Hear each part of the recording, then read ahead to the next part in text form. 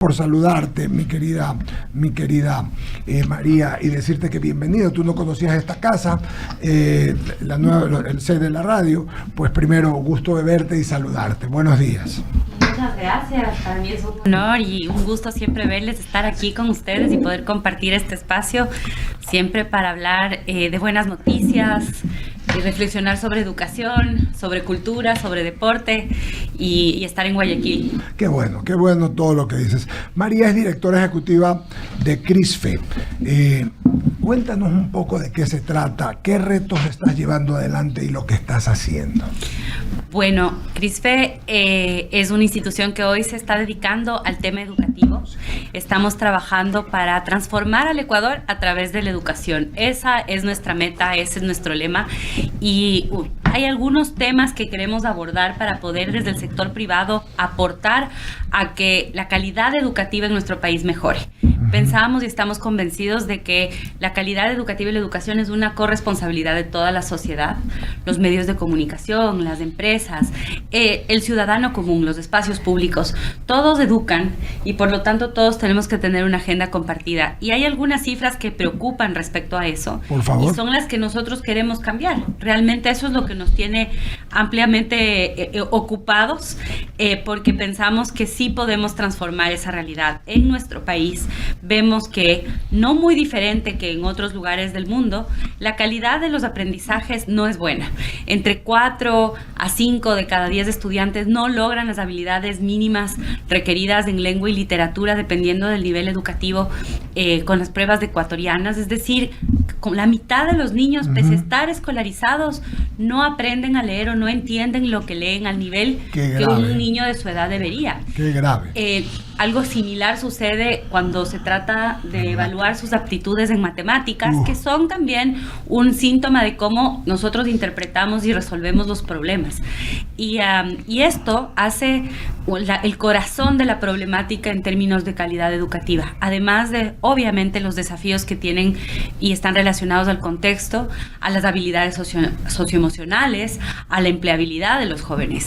Entonces, desde CRISFE estamos conformando una red de unidades educativas de colegios privados de bajo costo, de distintos segmentos de la población a nivel nacional, para poder optimizar el uso de los recursos en cuanto a la parte administrativa y dedicar la mayoría de esos recursos a la nivelación, a la calidad educativa, a la formación del profesorado, y finalmente ver si esto nos ayuda a transformar esta realidad que es compleja a nivel educativo. Y también tenemos apoyo a instituciones aliadas, como son, por ejemplo, Alegría. Okay. Acá trabajamos cercanamente con la Junta de Beneficencia de Guayas, en donde nos unimos redes de colegios y colegios aliados a CRISFE para evaluar los aprendizajes y poder intervenir con nivelación, con formación, con capacitación, desde una perspectiva que transforme el problema de fondo, y complementarlo con dos elementos que no están nunca distanciados de la educación, que son la cultura y el arte y el deporte. A ver, me llama la atención, María, el tema. Yo siempre supe que los chicos tenían muchos problemas en matemáticas. De hecho, Ramiro y yo somos sociales, nos tocó aprender en la vida, pero que tengas problemas en lengua, historia me dijiste, o en lengua y literatura. Literatura. La verdad me llama la atención como primer concepto, y segundo, esto lo estás haciendo en niveles socioeconómicos de estratos más pobres, para darles excelencia, porque muchos de estos chicos tienen problemas a veces voy a decir, de aprendizaje, y no es que son tontos, sino que sencillamente tienen que buscar un camino para poder llegar donde los colegios privados de mejor nivel pueden los padres y los alumnos hacerlo. O sea, que es un trabajo realmente muy bueno, María. Sí, definitivamente. Y creo que uno de los primeros pasos que hay que tomar para resolver un problema es entender el problema, ¿no? Y entonces esto que tú mencionas, creo que muchas personas en nuestro país y en la región han estado preocupados por décadas de cuántas personas personas o cuántos niños están dentro del sistema educativo y no necesariamente qué está pasando dentro de las aulas. Okay. La participación ha sido una preocupación importante y en Ecuador eso no deja de ser un problema, Eduardo. Fíjate que actualmente tenemos cerca de 450,000 niños y adolescentes en edad escolar que no asisten a clases, que no es menor. Es una cifra en porcentaje pequeña para la población escolar porque tenemos una población... ¿Pero qué hacen esos niños? Que estos niños están cooptados por muchas veces sí, y están en las calles o están sin supervisión. Por supuesto, esto es algo que debe preocuparnos, pero los otros, los 4.1 millones que están dentro de las aulas, también nos debe preocupar. ¿Qué está pasando con ellos? ¿Qué hacen en las tardes cuando salen después de los colegios y no están en una actividad de buen uso de tiempo libre? ¿Cuánto aprenden? ¿Aprenden o no aprenden dentro de estas aulas, ¿no? Y esta pregunta ha conducido a varias investigaciones internacionales, porque como les decía, no es un fenómeno que es aislado en Ecuador, sino que es un fenómeno mundial y regional. Incluso se ha acuñado un término que es el término de pobreza de aprendizajes, que lo acuñó el Banco Mundial. Y realmente esto hace referencia a justamente este hecho, que pese a estar incluidos en una unidad educativa, un colegio, una escuela, los niños no aprenden al nivel que deberían. Y esto, como les decía, los muestran también evaluaciones internacionales como las pruebas PISA. El 55% de los estudiantes en las últimas pruebas PISA, que evalúa estudiantes de 15 años en América Latina, el 55% no alcanzó las habilidades básicas en lectura de todos los países que forman parte de la prueba. Y 75% de los estudiantes que rindieron la prueba PISA en el año 2022 no lograron las competencias básicas en matemáticas, con lo cual vemos que esto no es una crisis de aprendizaje aislada, es una crisis mundial y regional, y es ahí en donde nosotros desde CRISFE buscamos concentrarnos. Mauricio Salem, por favor, está en la plataforma, acá está tu pantalla, María, la de al frente. Por favor, Mauricio, adelante. Gracias, Eduardo. Querida María, qué gusto saludarte y verte, aunque sea a través de este medio virtual. Y permíteme públicamente decirlo, lo que te he dicho varias veces en privado, que tu trabajo fue excepcional al frente del Ministerio de Educación, y eso te da una visión mucho más amplia de realmente la necesidad que existe en el Ecuador. ¿Cómo hacer para que todas estas iniciativas de CRISFE y de todo lo que está llevando adelante, que siempre, como digo yo, es preferible un granito de arena a que no exista absolutamente nada, pero cómo hacer para que más fundaciones, más agrupaciones, más asociaciones de este tipo puedan concatenar esos esfuerzos para que no sean esfuerzos aislados y no se queden solamente en una intención de sacar adelante a estos niños, a estos estudiantes que necesitan el apoyo de organizaciones como las que tú diriges, pero que quizás siendo un tema mucho más integral, mucho más complementado, pueda llevar un punch un poquito más fuerte. Buenos días, qué gusto verte. Querido Mauricio, igualmente, qué pena no vernos en persona, pero siempre un gusto conversar contigo. Tú sabes que te aprecio mucho y lo que tú mencionas es un tema que debe estar en el debate, y creo que este es un momento además particularmente interesante para que se posicione, ¿no? ¿Cuál es el rol que tiene el sector privado en el apoyo a la educación? ¿Cuáles son, y me refiero al contexto porque estamos viendo la posibilidad de una asamblea constituyente, por lo tanto también el debate sobre cómo debería estar plasmada la normativa en cuanto a educación está, yo creo, en el corazón de esto, ¿no? No debemos olvidarnos de que también esto debería incluir un debate sobre cómo el país va a regular la participación de estos sectores en la educación. Hemos visto que ha habido esfuerzos, por ejemplo, para incentivar la inversión en educación privada a través de incentivos tributarios. Esto no se ha plasmado un incremento significativo en la inversión en educación. Por lo tanto, repensar un poco cómo podemos, desde el aspecto normativo, generar mejores condiciones para que el sector privado, la ciudadanía en su conjunto, también se corresponsabilice. También una reflexión desde lo privado en cuanto a esta idea de que las familias y las comunidades se hayan alejado de el quehacer de las unidades educativas. Cada vez más sí veo yo con alegría que más y más familias y comunidades apoyan nuevamente en mingas, en mantenimiento de las instituciones educativas, pero no es solamente eso, sino... Es decir, no es solamente la infraestructura que esté bonita y que esté bien cuidada, que sin duda es un elemento importante, pero también es la reflexión de cuál es el rol de la comunidad en la formación de los niños, cuánto y cómo participan las familias en ese proceso de educación y cuál es su rol. Y creo que ese rol hoy es distinto que lo que era hace 5 años, o sea... No me quiero ir muy atrás, pero en estos últimos 5 años hemos visto la irrupción de la inteligencia artificial, de las redes sociales, de la tecnología, de una manera que ha transformado la forma que la información llega a nuestros niños y por lo tanto también transforma cómo deben ser educados. Me preguntas cómo. Yo creo que lo primero... ¿Cómo incluimos a todos en este esfuerzo? Creo que primero conociendo los datos, difundiéndolos, que las personas sepan a qué nos enfrentamos, lo que decíamos, tener un diagnóstico claro siempre nos va a ayudar y tenerlo claro desde la sociedad civil es importantísimo.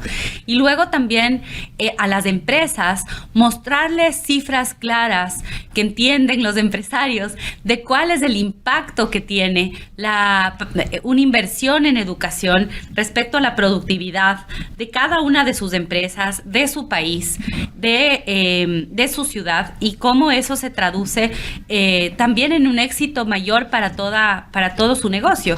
Fíjate que hay un dato que me parece muy interesante, que también lo dio el Banco Mundial. La falta de habilidades lectoescritoras y numéricas básicas en niños de 10 años provoca pérdidas acumuladas de productividad estimadas en una caída de 0.68% del Producto Interno Bruto a nivel mundial. Esto quiere decir que estás básicamente una generación con bajos aprendizajes fundacionales podría ver reducidos los ingresos nacionales casi en un punto porcentual del Producto Interno Bruto. Esa es la oportunidad perdida y yo digo, bueno, hay que traducir estas realidades educativas a cifras que están en el léxico de los empresarios, ¿no? Y decir, mira, una inversión aquí puede aumentar la productividad, no solo de tu empresa, sino de tu país. Y por otro lado, también creo que una de las cosas que hay que seguir haciendo, y creo que lo ha hecho un esfuerzo importante Unidos por la Educación, por ejemplo, es unir a empresarios de distintos sectores, muchas veces que son competidores en el ámbito de sus productos, pero que apuestan a un mismo fin, que es apostar a trabajar juntos por educación. Tener estos espacios que aglutinan y organizan las intervenciones para que no sean aisladas, no se atomicen y más bien sean intencionadas, medibles y profundas, es otra estrategia que me parece importante para movilizar al sector privado hacia la educación inversión en educación. Mi querida María, muchísimas gracias. Quiero felicitarte de esa labor que haces y siempre es bueno que la gente buena se mantenga desde lo privado, apoyando siempre a los que más necesitan. Te envío un fuertísimo abrazo a la distancia y nos veremos pronto. Le doy paso a Ramiro Cepeda con más inquietudes. Gracias, Mauricio. María, qué gusto. ¿Cómo tener una buena relación con la lectura cuando en los colegios te ponen a leer la Ilíada, la Odisea, la Divina Comedia y te llenan de pura literatura complicada cuando deberías tener El Principito, deberías tener Rayuela, deberías tener Corazón del Mundo a Mises, deberías tener lectura amigable? ¿Cómo tener buena relación con las matemáticas cuando te hacen aprender de memoria las ecuaciones y razonar? A mí una vez me llamó la atención cuando unos matemáticos tradujeron una norma legal en una ecuación. O sea, esto tiene un sentido lógico, pero no hay maestros que te puedan inducir a esto cuando el conocimiento lo tienes aquí. Lo que te tienen que enseñar es a procesar tus inquietudes y dirigir en el aprendizaje del conocimiento. Es casi como cuando quieres que tu primera experiencia de amor sea con una dama de la noche y resulta que no tienes las herramientas adecuadas para inducirte a una verdadera relación del ser humano, niño, con la cultura y las ciencias. Esta reflexión que tú tienes va en lo profundo de cómo se enseña, no solamente qué, sino cómo se enseña, y me llevas a algo que creo que es que a veces nos perdemos de ir a lo esencial. Muchas veces el debate en educación cae en ¿por qué el currículo no incluye más contenidos? Cuando en realidad aquí deberíamos pensar en menos contenidos con mayor profundidad y sobre todo aquellos temas que son esenciales, y por eso el término aprendizajes fundacionales, porque son fundamentales. En lectura, tú mencionabas por qué leemos o en los colegios introducen textos tan complejos que a lo mejor no son atractivos para los jóvenes. Esto es una realidad, pero yo te iría más allá. En las unidades educativas a nivel nacional, la diversidad de los fondos bibliográficos es casi nula.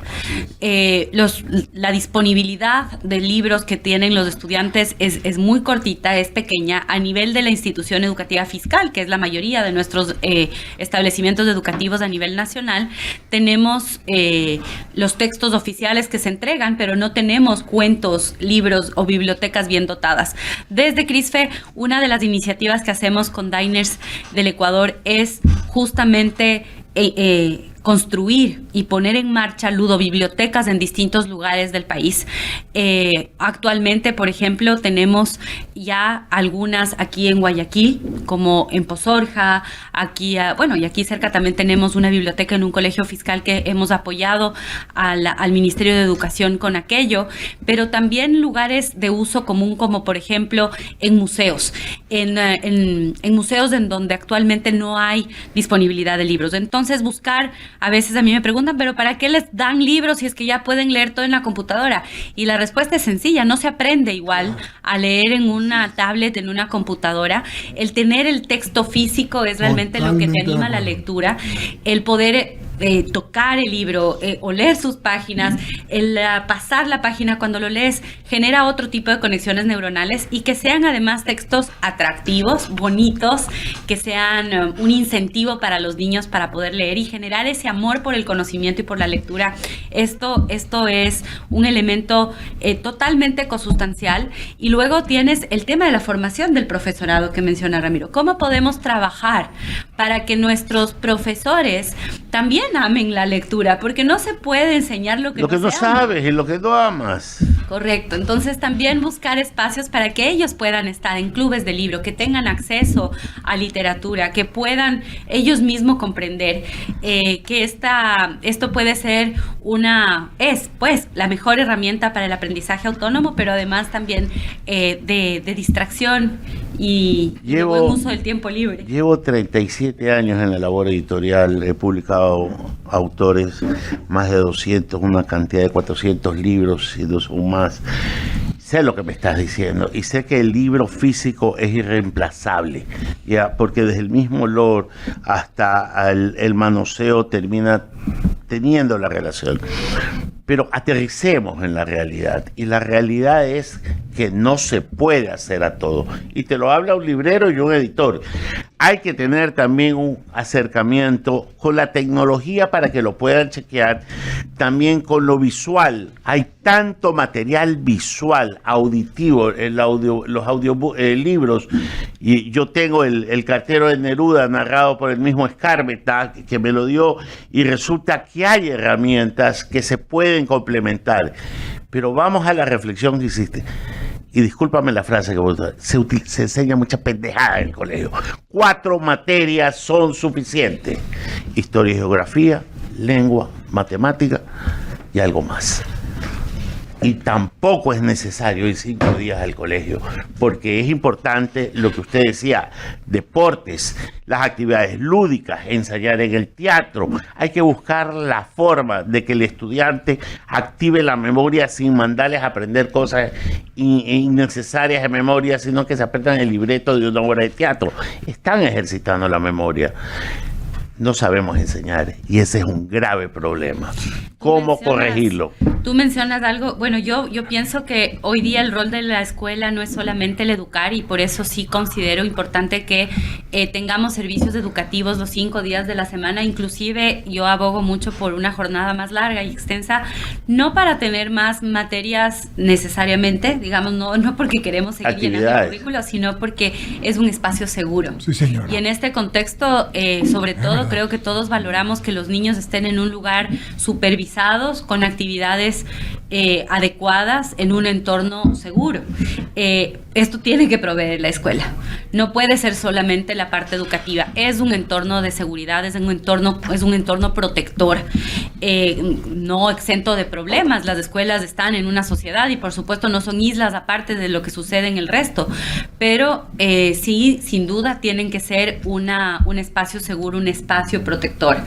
Y mencionaste el deporte y no quiero dejar de contarles una iniciativa que tenemos con Banco Pichincha, que para mí es además motivo de mucho orgullo, que es nuestro programa de fomento deportivo.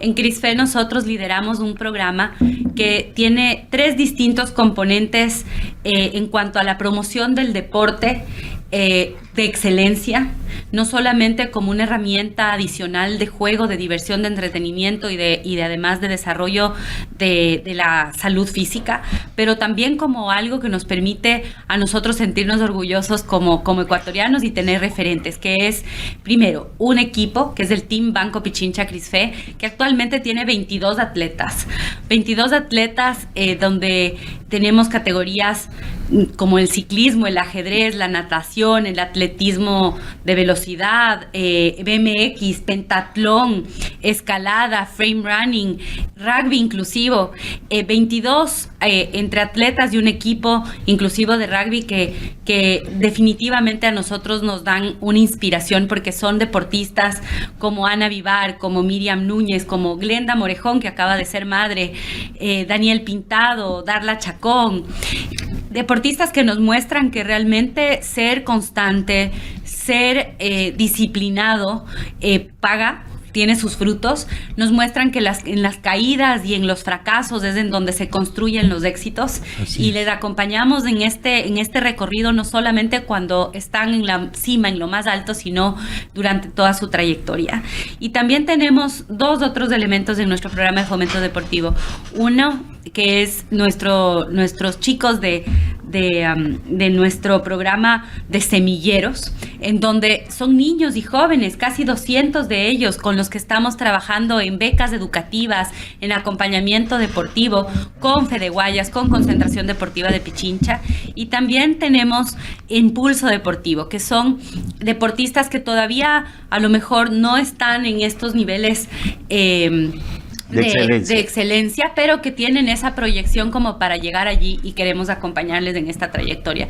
El deporte, la cultura, incluyendo las artes literarias, y por supuesto la educación formal, son estas 3 aristas que desde CRISFE nosotros estamos apostando para que podamos transformar al Ecuador, y el llamado es a que, conozcan un poco más de lo que estamos haciendo, por supuesto, pero además que más empresas y más personas se sumen a esta, que debe ser una cruzada nacional por transformar a esa calidad educativa que hoy no es la que todos esperaríamos que sea. Javier, por favor. Gracias, una sola inquietud. María, usted dijo que hay que transformar la educación, ese es un objetivo de toda la vida.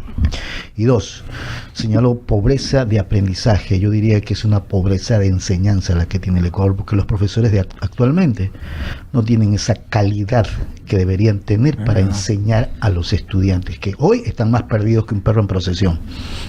¿Sí? Muy bueno. Es el aprendizaje se debe mucho a la pobreza que tienen los maestros hoy en día. Y ahí sí hay un problema serio, porque no solamente es educar a las criaturas o a los jóvenes, sino también tener calidad de maestros. Hay que hacer algo ahí. Completamente de acuerdo, porque además un sistema educativo no es mejor que sus integrantes, y parte de esos integrantes son sus profesores. Sin embargo, creo que también hay que pensar desde la perspectiva de ellos, de los maestros, de los profes, en donde muchas veces les cargamos de tantas responsabilidades para las cuales no están necesariamente preparados. Mire, aquí yo conozco universidades, para citar un ejemplo y rapidito, para darle el paso a Cecilia, que son maestros, administradores. Correcto. No puede ser, en los colegios ni se diga. Perdón que sea tan cortante, pero no, así es. Cecilia, mercaderes. Mercaderes, eso es todo, Cecilia. Bueno, María, realmente el tiempo se nos ha quedado cortísimo, hay un montón de inquietudes que todavía deberíamos conversar, en honor al tiempo nos toca despedirnos, pero te felicito muchísimo por toda esta labor que se está haciendo. Creo que parte, por ejemplo, del conflicto con los profesores es también los sueldos que reciben frente a unas jornadas bastante amplias y una responsabilidad gigante que es formar a las nuevas personas. Solo permíteme felicitarte y agradecerte por estar aquí. A ustedes muchísimas gracias y bueno, espero tener el tiempo para conversar más ampliamente de estos temas. Y solamente decirte que al final de tu presentación dice para aprender y ser competentes, no a memorizar. Qué importante, porque así... Pensamiento crítico y comprensión lectora. Exactamente.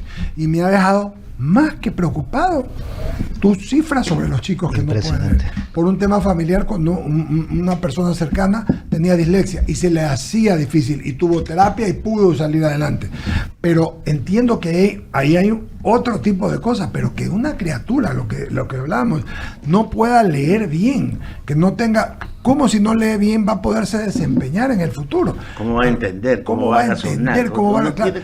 Es un tema. Así que te ofrezco no solamente una próxima entrevista, sino ayudarte en todo lo que estás haciendo. Te ofrecemos aquí en la radio, porque es con el tejido social que se salva el país. A esos 450,000 niños que uno no sabe dónde está, hay que encontrarlos y hay que hacerlos que tengan una esperanza. Y esto que estás haciendo en tu fundación es una esperanza, María. Muchísimas gracias por este espacio y bueno, seguramente nos veremos pronto para seguir esta conversación. Muy bien, despedimos a María Brown.